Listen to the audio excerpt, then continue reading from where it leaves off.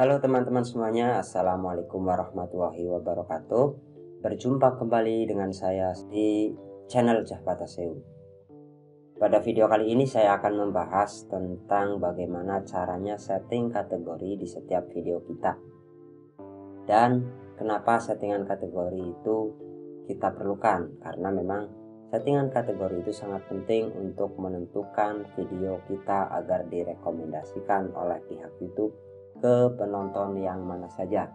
Jadi jangan salah setting ya ketika menentukan kategorinya. Kenapa? Karena kalau kita salah setting, maka akan menyasar kepada penonton yang salah, dan besar kemungkinan video kita tidak akan ditonton oleh mereka.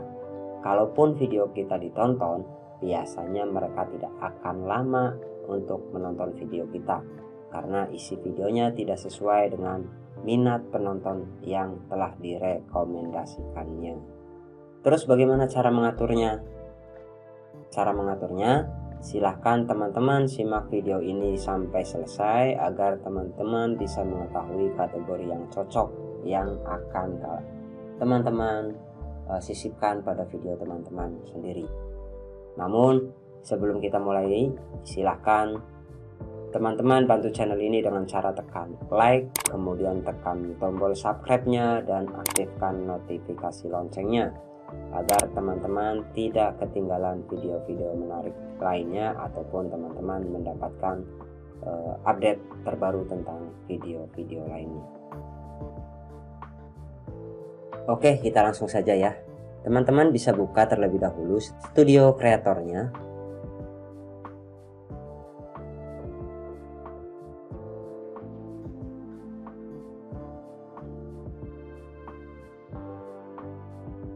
Kemudian kita masuk di salah satu video kita, lalu kita scroll ke bawah ya.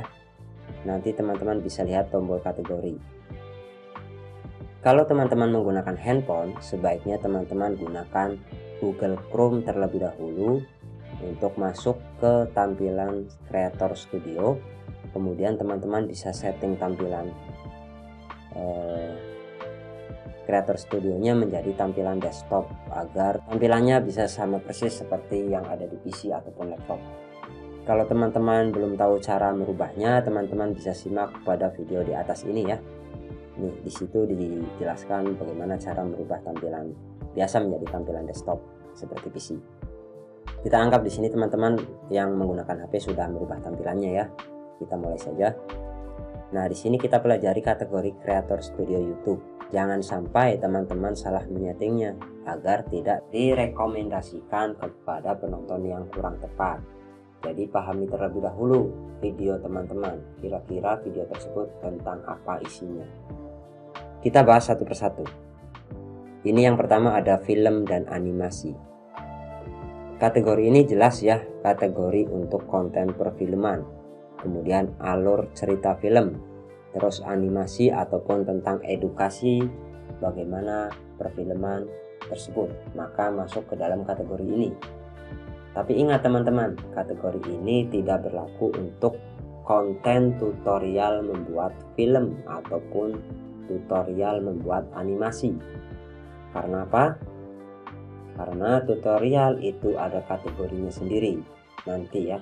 Jadi ini khusus untuk perfilman saja, seperti alur cerita film ataupun menceritakan tentang film itu sendiri ya. Pokoknya berkaitan dengan perfilman lah untuk kategori ini. Selanjutnya ada mobil dan kendaraan. Nah, ini khusus buat teman-teman yang kontennya berhubungan dengan kendaraan seperti otomotif ataupun mereview sebuah mobil ataupun motor. Nah, masuknya ke sini. Yang selanjutnya ada kategori musik. Nah, untuk kategori ini merupakan kategori yang cocok untuk teman-teman yang suka mengcover musik ataupun mungkin teman-teman punya karya musik sendiri ataupun mereview sebuah musik. Nah, teman-teman bisa pilih kategori ini. Intinya ini tentang seputar musik ataupun alat musik ya. Jadi teman-teman mereview alat musik pun masuknya ke kategori ini. Nah, yang selanjutnya ada hewan dan peliharaan. Ini untuk teman-teman yang mereview tentang masalah hewan atau tentang mereview masalah kandang hewan ataupun makanan hewan, masuknya ke kategori ini. Terus ada lagi yang bawahnya yaitu olahraga. Nah, settingan kategori olahraga ini cocok untuk konten-konten yang berkaitan dengan olahraga, seperti mereview hasil pertandingan ataupun lainnya ya, intinya yang selalu berkaitan dengan olahraga, entah itu olahraga baseball, sepak bola, tenis meja ataupun yang lainnya. Pokoknya semua konten yang berkaitan dengan olahraga masuknya ke kategori olahraga. Jangan salah pilih ya teman-teman, nanti bisa berakibat fatal. Terus ada lagi kategori game. Ini jelas ya untuk teman-teman para gamer, dan biasanya ketika di setting game maka akan muncul settingan nama game yang dimainkan. Jangan lupa, settingan itu juga harus diisi. Agar apa? Agar ada atribusi dari developer game yang Anda mainkan. Jadi semua yang berkaitan dengan game masuk ke sini. Kemudian ada blog dan orang. Ini lebih ke personality. Jadi ketika Anda membangun personal branding untuk diri sendiri, maka masuk ke kategori ini. Seperti teman-teman membuat vlog tentang keseharian teman-teman, kemudian teman-teman pengen membagikannya, maka masuk ke kategori ini. Kemudian di bawahnya ada lagi kategori komedi. Nah, ini cocok untuk teman-teman yang punya konten seputar komedi, entah itu seputar stand up ataupun yang bisa membuat orang tertawa, maka masuk ke kategori ini.